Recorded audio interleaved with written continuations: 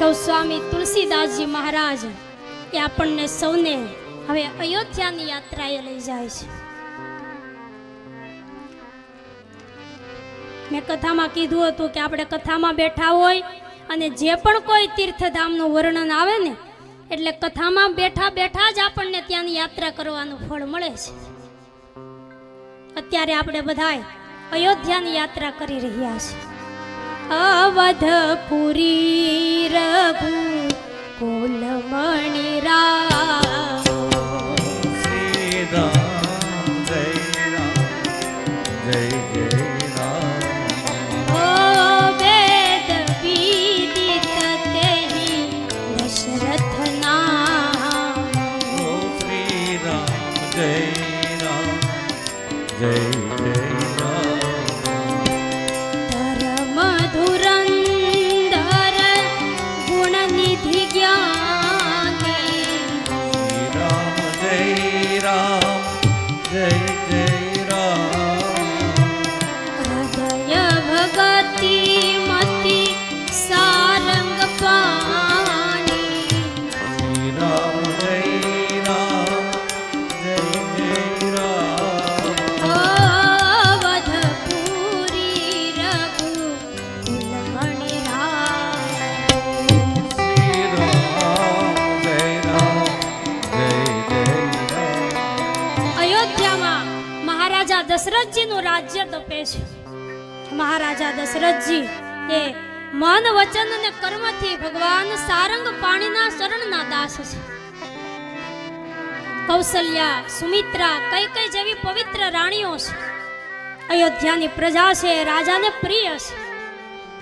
મહારાજા દશરથજીને કોઈ વાતનું દુઃખ નથી, પણ છતાંય માનવનું જીવન એવું છે કે એમાં કાંઈક અને કાંઈક તો ખૂટતું જ હોય છે. બધુંય સુખ એ ભગવાન બધાયને કાર્ય આપી નથી દેતા, કંઈક બાકી રાખે, થોડુંક એવું દુઃખય રાખે છે. અને જો દુઃખ ન હોય જીવનમાં તો આપણને ભગવાનને યાદ આવે કોઈ દિવસ? જીવનમાં દુઃખ જ એક એવું છે કે એમાં જ આપણને ઈશ્વરની યાદ આવે છે.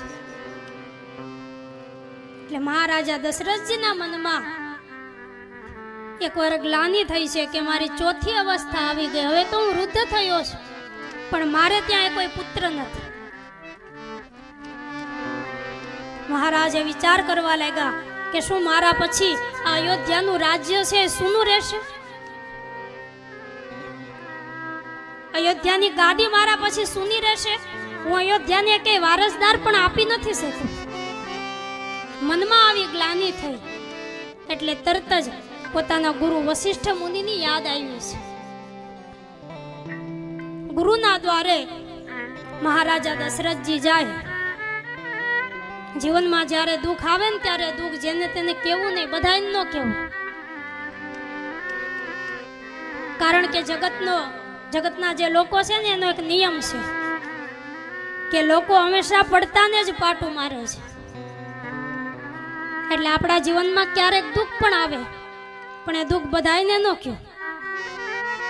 પણ તમારા જે ગુરુ છે ને એ ગુરુની આગળ દુઃખની રજૂઆત કરો. કોઈ સાધુ કે કોઈ સંતોને દુઃખ કયો તો સાધુ સંતો છે, આપણા ગુરુજનો છે, એ દુઃખમાંથી બહાર કઈ રીતે નીકળવું ને એનો માર્ગ ઈ બતાવશે.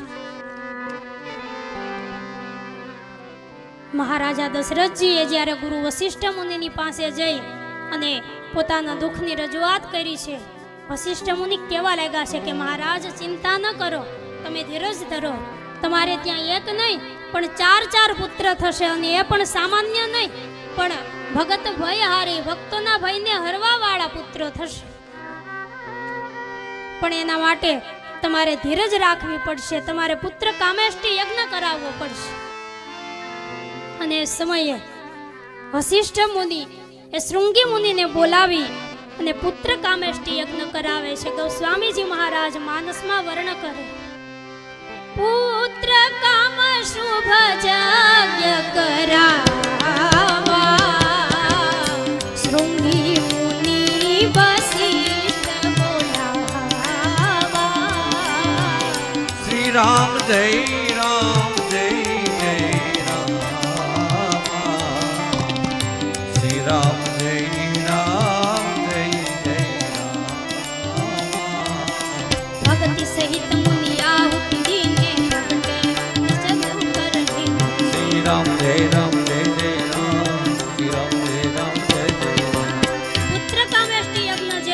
ઋષિમુનિઓએ જ્યારે ભક્તિ સહિત એમાં આહુતિ આપી છે એટલે સાક્ષાત અગ્નિનારાયણ ભગવાન એ હાથમાં પ્રસાદનો ઘડો લઈ અને પ્રગટ થયા છે. ભાવ છે એકવાર અગ્નિનારાયણ ભગવાનનો જય જયકાર કરીએ.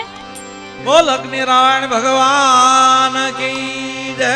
અગ્નિનારાયણ ભગવાન એ પ્રગટ થયા છે અને પ્રસાદનો જે કુંભ છે એ ગુરુ વશિષ્ઠ મુનિના હાથમાં આપી અને કહેવા લાગ્યા છે કે મુનિવર, આ પ્રસાદ મહારાજા દશરથજીને આપી અને એને કયો કે એમની બધી રાણીઓને સરખે ભાગે વેચી દે.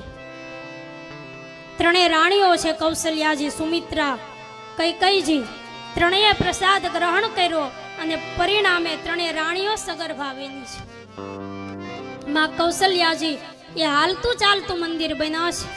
જ્યારથી પરમાત્મા કૌશલ્યાજીના ઉદરમાં પ્રગટ થયા છે, અયોધ્યાનું આખું વાતાવરણ બદલાઈ ગયું છે.